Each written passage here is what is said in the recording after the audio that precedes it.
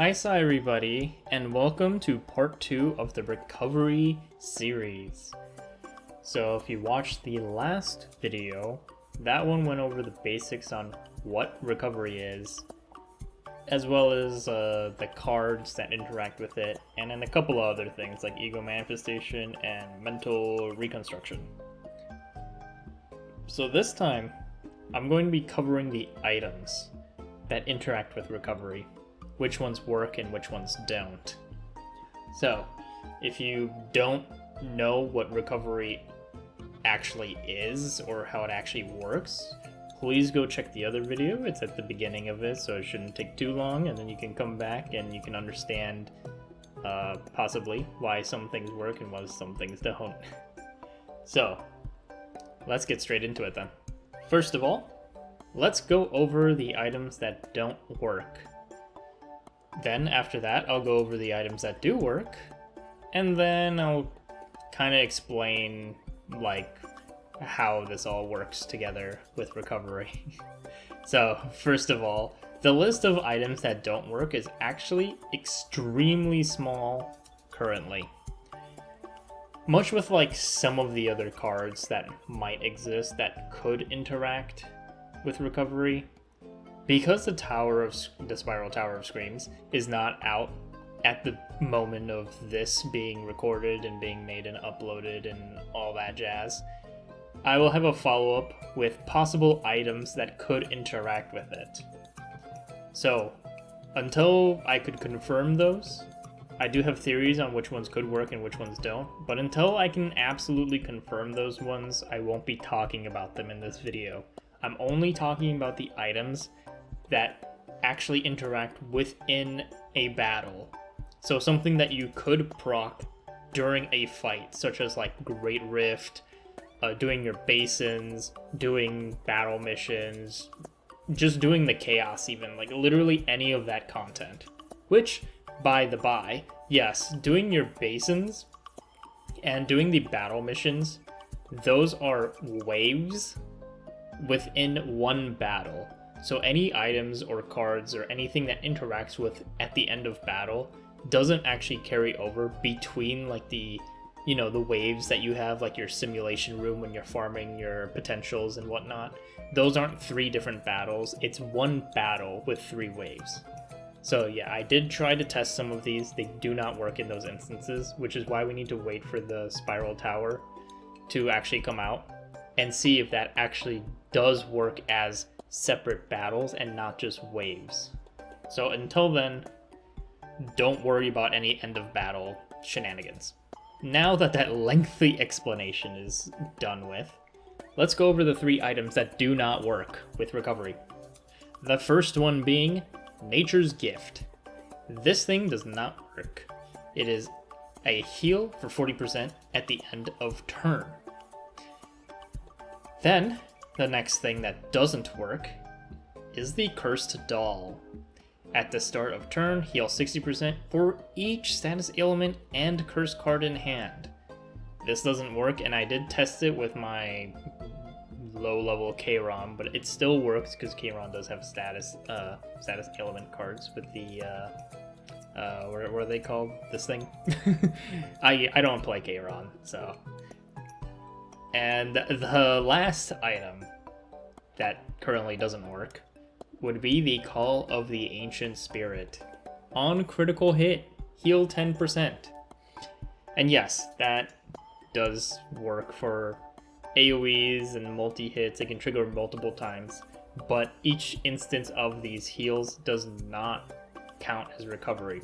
So these 3 right here. All 3 of these do not work for recovery whatsoever.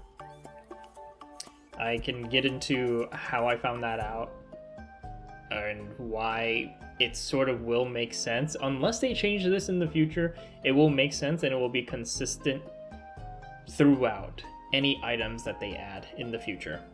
Now, let's talk about the items that work, because there's quite a few of them actually. So, Crimson Bloodstone and the Bloodstone of the Void. We're going to talk about these ones at the same time because they essentially function the exact same way. When an attack card is used, you recover a certain amount of the damage that you deal once per turn.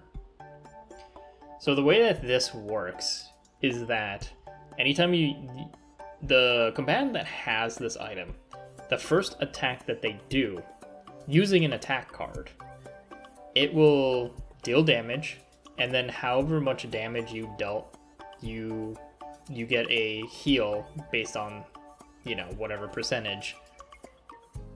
This can work with multi-hit and with AoEs, such as Vulture Ejection. So if you hit 3 enemies, you can have this proc 3 times, and you'll get 3 instances of recovery, you know, taking into account that you have enough damage that it doesn't put you at max on like the first or second hit. So you can proc this multiple times. On multi-hit, yeah, you can multi-hit this thing. You can trigger recovery multiple times off of a single attack. I guess the best way to trigger it would be like Cobalt Wing, because you can have that like hit 4+ times. It technically works with other cards, but those require more setup, and it only works on the first attack. So yeah, if you're thinking about using a Serenial recovery like team setup, then like sure, I guess that's that you can have that to proc multiples. Other than that, yeah, it's just a one-time heal. Next, I want to talk about Kirak's core. This one was very interesting. At the start of the turn, if below 40% of max HP, recover 5% of max HP. This thing, it reads like a passive heal, which was very confusing when I was doing the testing, because I was sure this was not going to work. But as you'll see, that this works, as opposed to some of the things we talked about in the first video, which could act similar to this, that doesn't work. In fact, we're not sure if it's gonna be the same as a certain other item when the tower comes out that I'll be able to test. So how this one really works is, I mean, it's plain and simple. If you're below 40% HP at the start of your turn, you just heal, just like a flat percentage recovery, and that counts. So there isn't really much else to talk about that one, so let's just move on to the next one, which is the Famished one's belly. When a card is exhausted, plus 25% damage amount, and then it has a nice little recover 5% of max HP, and it's only once per battle. So this thing, you're not really ever going to use it for the recover effect. You're going to use it for the damage boost from exhausting a card, if you're even really using it for that. There are other options, obviously, that could be better, but this does have a recover effect on it, and that's what this video series is talking about, so that's what I'm going to focus on. And yes, the recover, it only activates once per battle, and yes, it does count. So, as long as you have some sort of damage before this combatant exhausts a card, you can trigger this, and the damage amount will be a permanent boost, but the recover is obviously going to only activate when this is triggered. It's not like a permanent recover, like it doesn't say that it recovers every turn or anything like that. So it's just a one-time recover. So obviously you're not really using this for the recover effect. That'd be silly. The next one, however, the Clover of the Forest. When recover via card, plus 10% ally attack for 1 turn. And obviously it only stacks to 1, which means you only get a 10% attack bonus for the turn that you activate recover. And it's on the turn that it activates. So try to keep that in mind. And yes, it does have the stipulation, recover via card. Because as you would know, especially from, I mean, like right here in this video, there are items that can trigger recover. But if you watch the first part, you would know there are other things that can trigger recover. And when it means recover via card, it's specifically talking about attack cards, upgrade cards, skill cards, which includes ego skill. Because remember, ego skills are and the ego skill card. So those are the things that can trigger Clover of the Forest. You can't trigger it off of any other effect, like off of another item's effect, or off of another item, like Kirak's core, for instance. Then we have the Unconfirmed Recovery Ampule. When an ally uses a forbidden card, recover 3% of max HP, and an 80% fixed shield, a nice little bonus. But yeah, this one's probably not going to trigger that often, because you would have to use a forbidden card like every turn. It's like when you use a forbidden card, just to clarify, it's not whenever a forbidden card is triggered.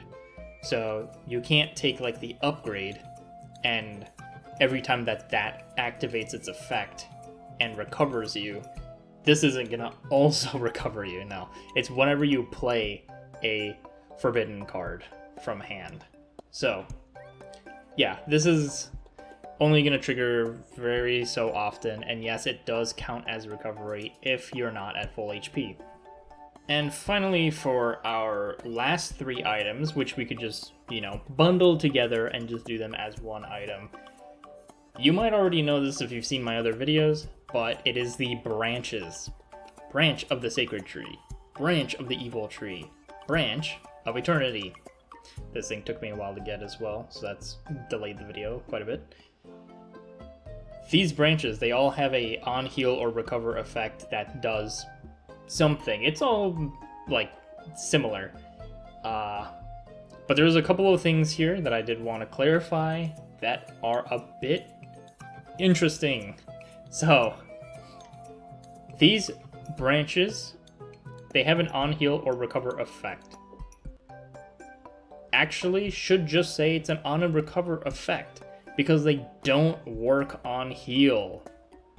Now, I haven't actually tested this with every possible heal that you can do, but certain things that heal and don't recover have not triggered any of these branches in my testing. And also, being at full health, if you heal, similar with Tressa's daggers, you can get the daggers, but these branches do not activate at full health.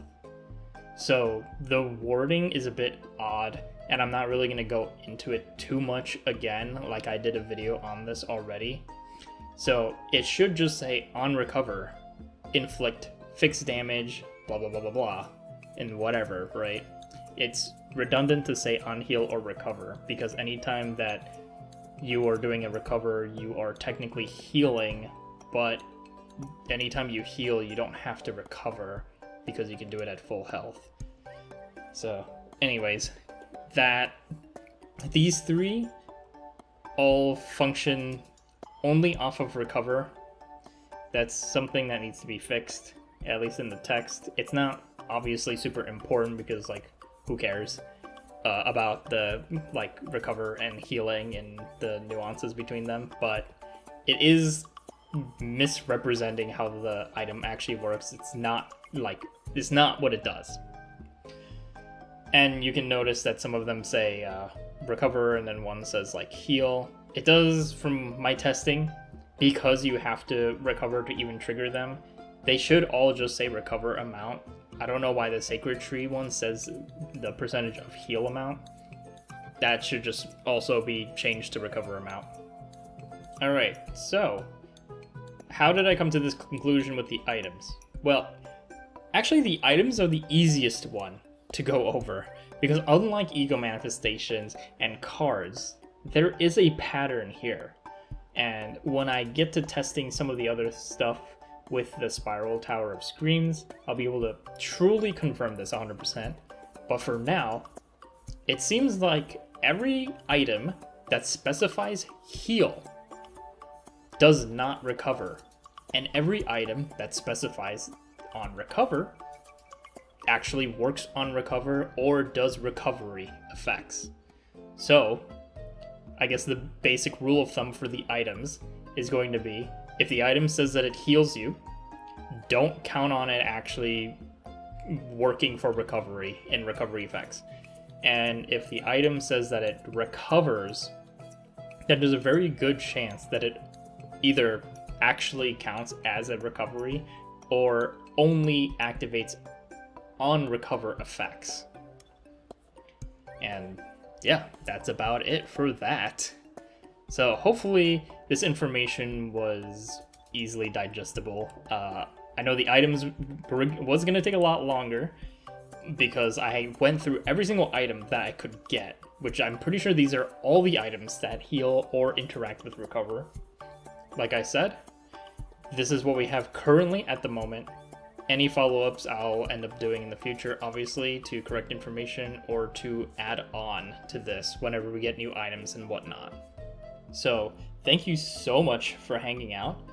I know this was a bit long, and I hope you found this useful, or at least interesting. Because that's what I'm trying to go for, is I'm trying to at least have it be niche, interesting knowledge, even if it's not, you know, useful or meta knowledge to know currently at the time. Who knows, this could be useful in the future. And that'll conclude the items section. So if you haven't seen the first video, please go check it out, because it goes over basically everything else that interacts with the cover. And look forward to the following parts of this series and any shorts that'll be part of this series, little addendums and whatnot. And I very much appreciate you guys here.